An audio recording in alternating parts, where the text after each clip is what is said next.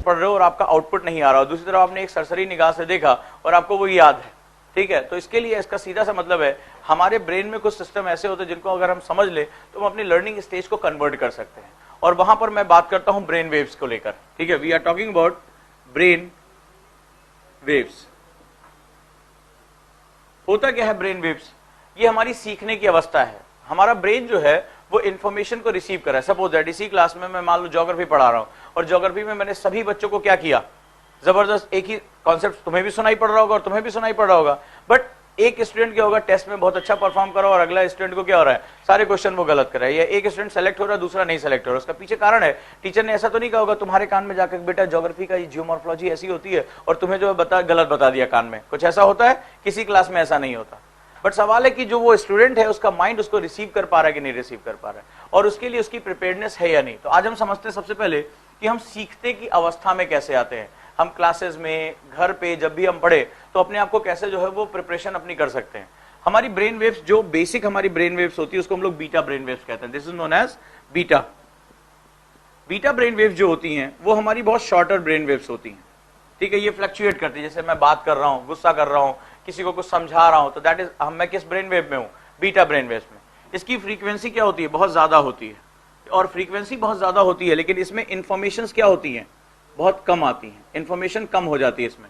यानी क्या होता है, इसकी फ्रीक्वेंसी जो होती है वो क्या होती है, जब इसको नापा जाता है, साइंटिस्ट ने इसको नापा, तो उस कंडीशन में इसकी फ्रीक्वेंसी कैसी होती है? बहुत तेज होती है, लेकिन इसमें इंफॉर्मेशन कंटेन करने की पावर नहीं होती, इसमें ज्यादा देर तक इंफॉर्मेशन रिटेन नहीं हो सकती है। एक्चुअली में हम इसी अवस्था में पढ़ने के लिए बैठ जाते हैं। जैसे आप कहीं बाहर से आए, दौड़ के कहीं से आए, आपका ब्लड सप्लाई तेज है, सीढ़ियां चढ़ते हुए क्लास में धप्प से बैठ गए। अब टीचर ने क्या किया? पढ़ाना शुरू कर दिया, और आपको ये लगता है कि नहीं ये 2 घंटे, कई तो लोग ये सोचते हैं कि भाई पैसा जमा किया है तो इसलिए 2 घंटे तो क्लास में बैठना ही बैठना है। यही सबसे गलत एटीट्यूड है आपका। आपकी जो क्लासेस ये 2 घंटे 3 घंटे जो भी आप क्लास में बिता रहे हो, ये आपके पूरे दिन का गोल्डन टाइम है। कारण है कि जो व्यक्ति यहाँ खड़ा हुआ है उसने उस सब्जेक्ट में अपनी महारत हासिल की होगी, उसने जो है काफी मेहनत की होगी, 50 किताबें पढ़ी होंगी, कितने स्टूडेंट्स को उसने फेस किया होगा, कितनी आलोचनाएं झेली होंगी, कितने क्वेश्चन झेले होंगे, तब जाकर वो आपके सामने खड़ा हो रहा है।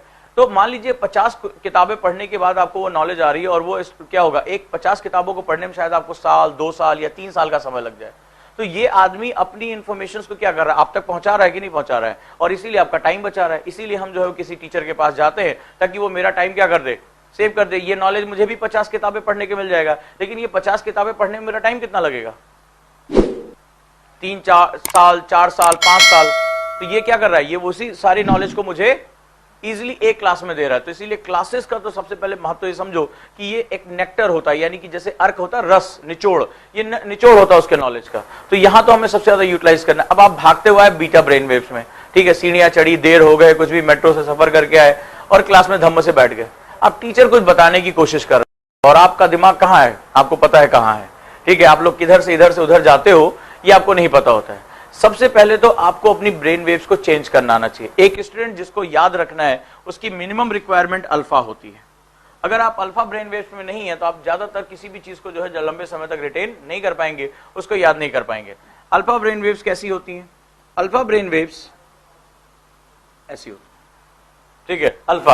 अल्फा में क्या होता है, इसकी फ्रीक्वेंसी कम हो जाती है लेकिन इंफॉर्मेशन कंटेन करने की इसकी क्षमता क्या हो जाती है, बढ़ जाती है, ठीक है। आप जो है वो मल्टीपल टाइम, कई गुना जो है वो इंफॉर्मेशन को क्या कर सकते हैं, रिसीव कर सकते हैं। अब 1 घंटा ये वाला स्टूडेंट पढ़ रहा है और 1 घंटा ये वाला स्टूडेंट पढ़ रहा है। तुम मुझे बताओ, अगर इसका जो है ब्रेन वेव्स इसने ट्यून करना, उसकी ये ट्रिक सीख ली कि 5 मिनट का टाइम लगाकर मैं अपनी ब्रेन वेव्स को कैसे ट्यून कर सकता हूं, इंफॉर्मेशन रिटेन करने की पावर किसकी ज्यादा होगी?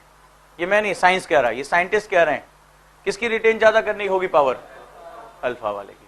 और कुछ ब्रेन वेव्स जो इससे हाइयर होती हैं, जैसे कि थीटा और गामा, ठीक है। आपने सुना होगा जैसे विवेकानंद के बारे में, विवेकानंद के बारे में कहा जाता था कि एक किताब, जिस किताब को वो एक बार देख भी लें तो वो याद हो जाती है। ये कोई फैंटेसी नहीं है, ये कोई किंवदंती नहीं है, ये वाकई में सच्चाई है। कई लोग जो होते हैं वहां पर, जो साइंटिस्ट ने जो है, जो तिब्बती बौद्ध भिक्षुओं का नाम सुना होगा आप लोगों ने, तिब्बतन मॉन्क्स, जब उनकी ब्रेन वेव्स को जो है वो जब मेजर किया उनको मशीन पे, तो उनकी ब्रेन वेव्स ऐसी थी, नो फ्लक्चुएशन। आपने जब अपने संस्कृत के बारे में पढ़ा होगा तो एक शब्द सुना होगा, समाधि। फलाना व्यक्ति जो है वो समाधि में चला गया, सुना है? तो जो मास्टर्स होते हैं, मास्टर्स का मतलब है वो लोग जो ध्यान और धारणा की ऊंचाइयों पर पहुंच जाते हैं, अपना जीवन इसके लिए लगाते हैं, दे एक्वायर समाधि। समाधि का मतलब ये नहीं गड्ढा खोद के अंदर चले जाएं, ये तो बात की बात है, लेकिन समाधि का यहाँ सही मतलब होता है अपनी जो ब्रेन वेव्स, मन कहते हैं ना, मन बहुत चंचल है। आपने तमाम किताबें पढ़ी होंगी कि मन की गति बहुत ज्यादा तेज होती है, मन को काबू करना ये हर स्टूडेंट के लिए बहुत जरूरी होता है। इसमें जो ये माइंड का जो फ्लक्चुएशन है और माइंड की मूवमेंट्स होती हैं वो बिल्कुल स्टैटिक हो जाती है। That is for the masters. मैं यहां बात नहीं करूंगा, ठीक है, कि आप इस पर जाएं। आपके लिए जो फिजिबल है उसके बारे में बात करूंगा, how can you convert your beta brain waves into alpha, सबसे पहली चीज है। नहीं तो इसके बाद की सारी चीजें आपके लिए बेकार हैं। मैं आपको सिखाऊंगा और वो क्या होगा, यहां से जंप करते हुए कहीं और चला जाएगा। तो आज से आपको जब भी क्लास में आप आते हैं, इसीलिए मैंने याद होगा शुरुआती दौर में आपसे कहा था 10 मिनट पहले आइए, बोला था 10 मिनट्स अपने टीचर के आने से पहले पहुंच जाइए, और उस टाइम को आप जो है वो अपनी बीटा ब्रेन वेव्स को अल्फा में कन्वर्ट करने की कोशिश करिए, ताकि अगला जो 2 घंटा है वो आपका क्या होना चाहिए, जब उस क्लास से आप उठे तो क्लास की ज्यादातर चीजें आपके दिमाग में बिल्कुल सेट हो जानी चाहिए। ये एक एक क्लास आपकी बहुत इंपॉर्टेंट है। आपको नहीं पता चल रहा है कि इस एक एक क्लास की वैल्यू क्या है, पता चलेगा वो जिस दिन आप एग्जामिनेशन हॉल में बैठे हो, उस दिन सब कुछ जो है वो तुम्हारा दिमाग पिक्चर खींच के तुम्हारे सामने डाल देगा कि तुमने किस किस दिन कितनी मौज काटी थी और अब उसकी कितनी सजा तुम्हें मिलेगी, तो सारा हिसाब बराबर हो जाएगा।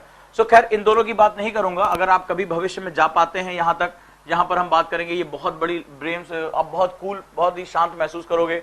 ये जो लोग लंबे समय तक जो मेडिटेशन करते हैं या जो बहुत इंटेलेक्चुअल लोग होते हैं, उनकी ब्रेन वेव्स होती है। उनको अगर किताब उताब दे दिया जाए तो वो 10-12 घंटे जो है किताब में डूबे रहते हैं, उनको पता ही नहीं चलता कितना टाइम बीत गया। और वो कंडीशन एक ऐसी होती है जहां आपका माइंड जो होता है आपकी बॉडी को कैप्चर कर लेता है, यानी आप अपने दिमाग से जितना चाहे उतना काम कर सकते हैं। और ये जीनियस लोगों का दिमाग होता है, ठीक है, जीनियस लोगों का दिमाग। बाद में इसके बारे में बात करेंगे कि ये